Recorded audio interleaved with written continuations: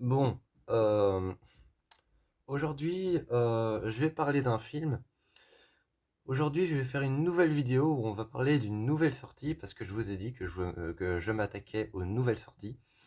Je m'attaque aux nouvelles sorties et aujourd'hui, on reprend une nouvelle vidéo. Donc, je commence une nouvelle vidéo sur un nouveau film qui vient de sortir.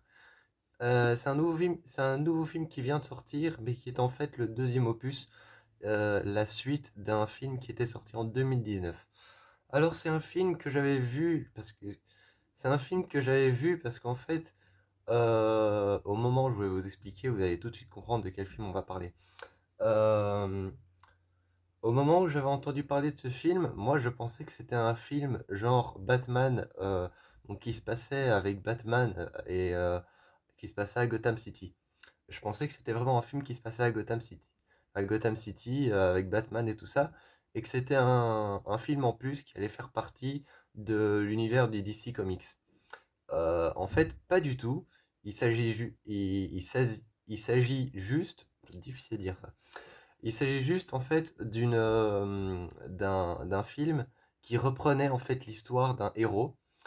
J'essaye le plus possible de pas dire son nom, c'est compliqué, mais vous avez déjà deviné, je pense.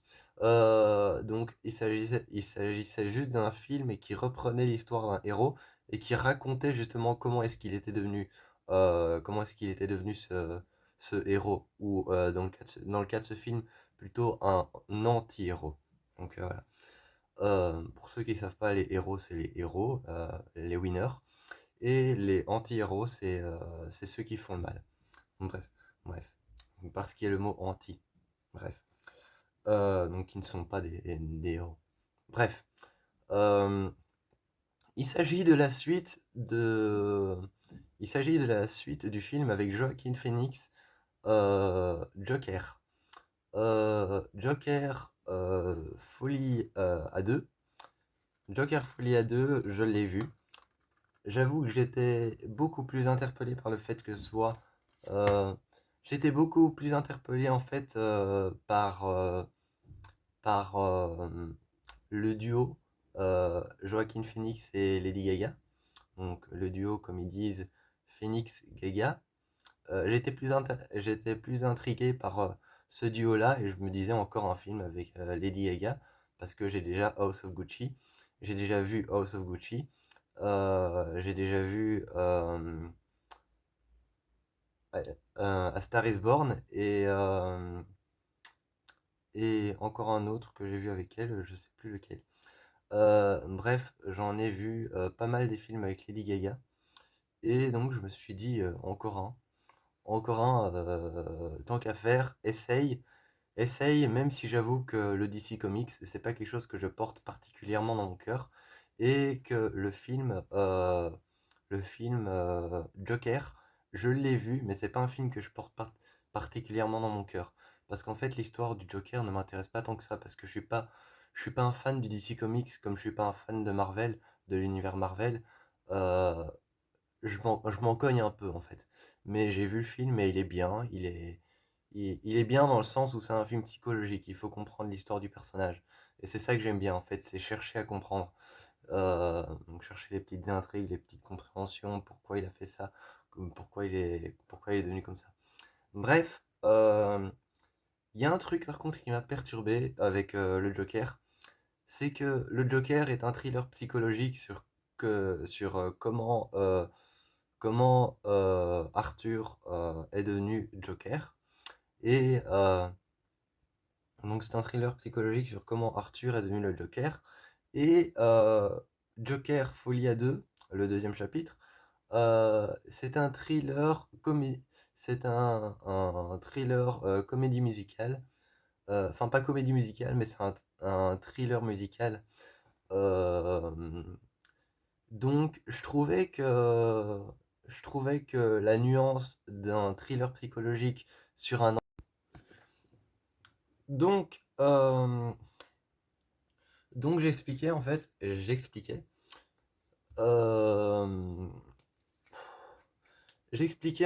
que je trouvais que la nuance des deux chapitres ne collait pas ensemble.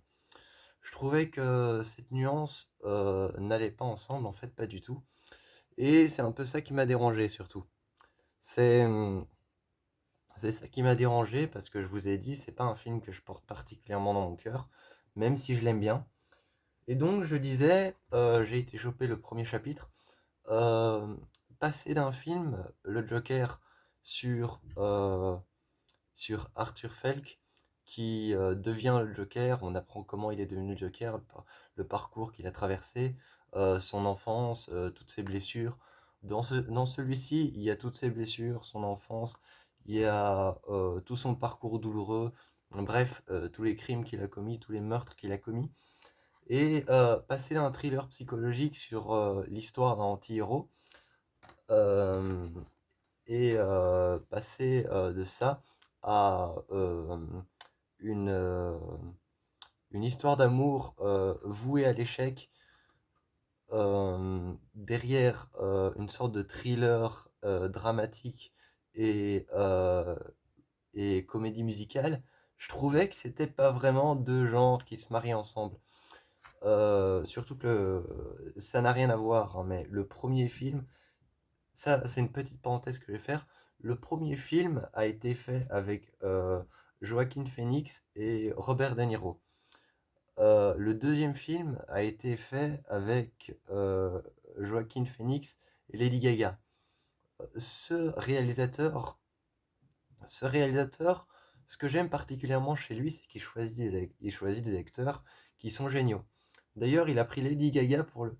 Je sais pas si c'est un hasard ou si c'est fait exprès, mais il a pris Lady Gaga dans dans le deuxième chapitre. Et dans le premier chapitre, il avait pris une actrice qui s'appelle France Conroy, qui a joué dans la série American Horror Story, comme Lady Gaga qui a interprété plusieurs rôles dans la série American Horror Story. Bref, je sais pas si c'est fait exprès, mais je trouve qu'il chope bien ses rôles. Et ce que j'aime bien chez ce producteur, je sais plus comment s'appelle le producteur, c'est que ces films ressemblent toujours à des vieux films, des polars. Je trouve que ces films ont l'ambiance des vieux films policiers des années 60. Et c'est assez sympa. Alors la première chose qu'on remarque tout de suite dans Joker Folie à 2, c'est cette entrée en matière de la couleur verte. Cette entrée en matière de la couleur verte avec les murs de l'asile psychiatrique qui sont verts, verts comme ça, hein. Verts vraiment comme ça, quoi. Et, euh, et donc, ça, c'est vraiment la première mise en matière qu'on voit. C'est la mise en, cou- c'est la mise en couleur verte euh, qui est là pendant tout le film. Et si c'est pas du vert, c'est du gris. Si c'est pas du vert, c'est du bleu très foncé. Si c'est pas du vert, c'est du gris qui tire un peu vers le bleu. Mais ce sera toujours une nuance verdâtre. Et j'ai bien aimé ce genre de jeu. Il y a une entrée en matière qui est assez bien. C'est qu'on commence tout de suite le film sur On commence tout de suite le film sur une évaluation psychologique de de Arthur Kane. Donc, donc il est dans un asile psychiatrique, hein. On le fait sortir de sa cellule avec des gardes et tout ça. Et on commence tout de suite le film sur une évaluation psychologique de Arthur Kane qui va servir pour un procès, pour pouvoir voir s'il va aller en prison et ce qu'il va ramasser comme peine. Et mais ce procès qui arrivera après, cette évaluation psychologique, en fait, elle va servir au procès. Et en fait, même si c'est une évaluation qui va servir pour le procès, pour voir s'il est apte mentalement, je pense que c'était savoir s'il est apte mentalement, psychologiquement et sociologiquement à revenir dans une vie à peu près normale. Eh bien, justement, c'était assez cool comme entrée en matière parce que c'est comme si on t'offrait sur un plateau la présentation du personnage. Et j'ai trouvé ça assez bien. Ce qui m'a tout de suite interpellé, c'est que quand on le fait sortir pour l'évaluation psychiatrique, il y a quatre personnes avec lui, quatre gardes du corps, si on dit, quatre gardes, qui portent des parapluies. La scène se fait dans l'obscurité, comme ça, avec les barbelés de la prison, avec les grilles de la prison, et la caméra filme le Joker qui est en train de marcher, avec quatre gardes à côté de lui, et t'as les quatre gardes en carré qui avancent autour de lui comme une prison, et ils ont tous un parapluie. Mais au lieu de donner une ambiance un peu sombre, ce qu'ils auraient pu faire, parce qu'il s'agit d'un hôpital psychiatrique, d'un établissement psychiatrique, au lieu de donner une ambiance un peu sombre et un peu psychiatrique, en mettant des parapluies noirs, par exemple, ce qu'ils ont fait, c'est qu'ils ont fait des gardes d'hôpitaux psychiatriques avec les vêtements de garde de prison et d'hôpitaux psychiatriques qui avancent et ils ont tout de suite pris l'ambiance d'un clown. C'est-à-dire que les gardes avancent, il pleut, il fait noir. Derrière, tu as le grand bâtiment dans l'ombre de l'hôpital psychiatrique qui donne cette ambiance hyper sombre. On avance entre les barbelés et il y a un plan vu de haut où tu vois que les parapluies sont, si je me rappelle bien, orange, jaune, rouge et vert. Donc tout de suite, tu as cette nuance de couleur qui arrive dans cet endroit sombre et qui fait ressortir un peu, qui évoque un peu genre le clown méchant, donc le Joker. Euh, Pendant tout le film, j'ai trouvé ça bien de faire des, j'ai trouvé ça vraiment bien de faire des twists pendant le film où de temps en temps on se retrouvait sur une scène de théâtre et, euh, et la scène de théâtre, à chaque fois il était avec le personnage de Lady Gaga, qui d'ailleurs s'appelle Harley, euh, comme Harley Quinn en fait. En fait, elle s'appelle Harley comme Harley Quinn. Et moi, je pensais au départ que Lady Gaga allait peut-être interpréter quelque part Harley Quinn. Mais bon, Harley Quinn, on préfère. Moi, je vous avoue qu'Harley Quinn, c'est l'un de mes anti-héros préférés. Mais je préfère quand c'est l'autre actrice qui a joué dans Barbie, j'ai oublié son nom. Allez. Bref, je préfère quand c'est elle qui l'incarne. Elle le fait mieux. Donc, donc, je pensais vraiment que Lady Gaga allait interpréter Harley Quinn. Et ce que j'aime bien aussi dans le film, c'est qu'ils se parlent en chanson. Donc, ils se parlent en chantonnant, ils se parlent pas avec des dialogues. Donc, le personnage de Lady Gaga, Marley ou Harley, je crois. Ah.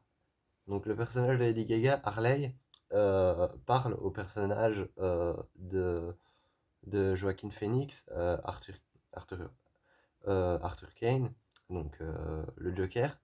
Elle lui parle toujours en chanson. Donc, c'est-à-dire qu'ils prennent des dialogues de chansons dans lesquels ils sont dit des choses qu'ils veulent dire, et ils prennent des courtes parties de chansons et ils se les chantent. Et à chaque fois, l'autre répond avec une courte partie de chanson.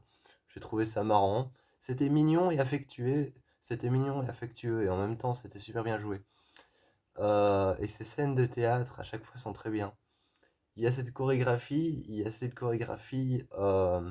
qu'il fait dans le premier film et qui fait toujours où il écarte les bras, un peu comme une ballerine. Et sur les scènes de théâtre, à chaque fois, la première chose que tu vas apparaître, c'est les grands ronds de lumière qui donnent au milieu de la scène. Euh, et ça fait un peu film des années 60, je trouve. Ça fait un peu film des années 60. Donc, encore une fois, cette idée de switcher entre la scène, entre le théâtre et le spectacle, et le fait d'avoir été accusé, d'avoir justement attaqué un spectacle, le fait de switcher entre cette impression de se dire je suis le Joker, je suis tout le temps sur scène, donc je fais tout le temps mon comique, euh, cette idée d'avoir l'impression d'être sur scène quand on n'est pas sur scène et qu'on est dans la vie réelle, et de switcher finalement sur une vraie scène et de continuer à raconter l'histoire telle qu'elle est dans la vie normale, mais sur une scène. Je trouvais ça bien, cette alternance. Il y a évidemment plusieurs scènes qu'on retrouve, comme une scène en prison où Arthur Kane fait exprès de défouler avec une chanson, il fait exprès de défouler tous les prisonniers de l'hôpital psychiatrique, et ils se mettent tous à chanter avec lui, à l'encourager, à crier, à hurler. T'as les gardes qui disent arrêtez, arrêtez. Et lui, il se met sur la table et il commence à faire la même chose, à faire comme ça, à faire aller ses bras, vraiment pour dire allez, continuez, continuez, vous êtes mon public. Eh bien, c'est la même scène qu'on avait retrouvée à la fin du premier chapitre, où il était sur la voiture et il y avait des, il y avait des cocktails Molotov, des personnes dans la rue qui tiraient, on entendait des bruits de coups de feu, et il y avait des fumigènes partout, les personnes avaient un masque du Joker, et tout le monde le regardait et l'applaudissait et l'acclamait sur le toit de cette voiture. Eh bien, c'est une reprise de cette scène-là. Euh, voilà, donc je trouve que le film est plus ou moins réussi. Je trouve que le film est plus ou moins réussi. J'avoue que je m'attendais à quelque chose de beaucoup plus spectaculaire et explosif, genre un délire où Arthur Kane rencontrerait une femme et le Joker, lui, dans sa tête.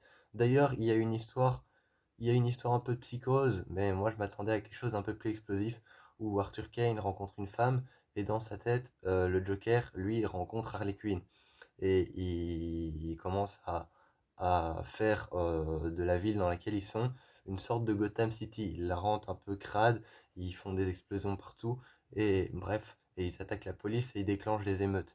Je m'attendais à un truc explosif comme ça, pas du tout. Au tout début, quand ils rencontrent Harley, au tout début, quand ils rencontrent Harley, elle est dans une chorale et elle chante et, et il la regarde un peu de la porte qui est entrouverte, et t'as les gardes qui lui disent de continuer à avancer. Ensuite, il revient et il la retrouve sur le bord en train de fumer, et c'est elle qui a lancé ce jeu de parler avec des dialogues de chansons, avec des petits morceaux de chansons. Elle lui chante une chanson et lui, il sourit, il commence à rigoler avec son rire forcé qu'il sait faire comme le Joker.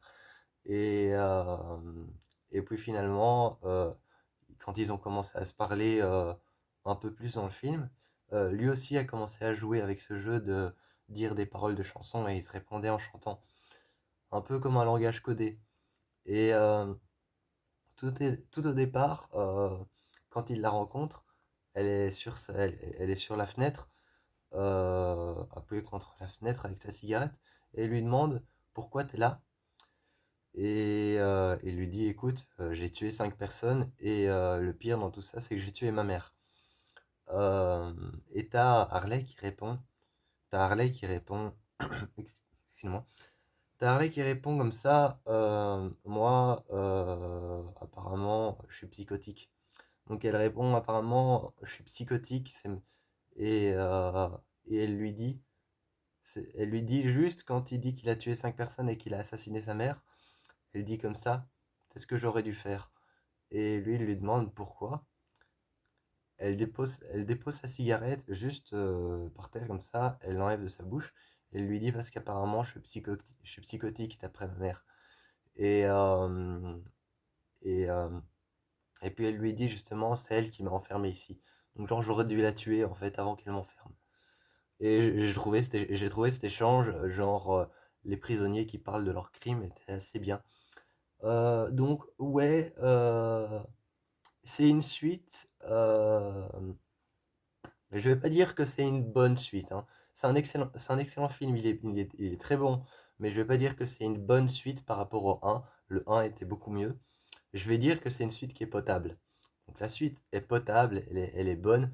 Elle fait, comparé au premier qui fait 2h05 ou 2h07, ou je sais plus, mais quelque chose comme ça. 2h05, je crois.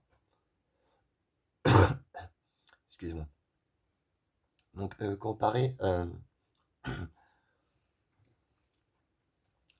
à celui-là, au premier qui fait 2 heures et quelques minutes, voilà pour pas me tromper, celui-ci aussi, celui-ci aussi s'étale un peu en longueur. Je trouve qu'il s'étale un peu en longueur pour parler juste de la rencontre de Harley. Allez, disons Harley Quinn. Disons Harley Quinn. Mais pour parler juste de la rencontre du personnage de Lady Gaga, censé quelque part interpréter métaphoriquement Harley Quinn, et parler du procès de Arthur Kane qui, euh, qui va se passer pour pouvoir le juger de ses actes. Je trouvais que le film s'étalait en longueur juste pour parler d'un procès et d'une rencontre qui était de toute façon vouée à l'échec. Mais si vous êtes curieux et que vous avez aimé le premier film, je vous encourage vraiment à aller voir le deuxième. Moi, j'ai pas passé un mauvais moment, mais le film était pas ce à quoi je m'attendais. Je vous fais plein de bisous et passez un aussi bon moment que moi.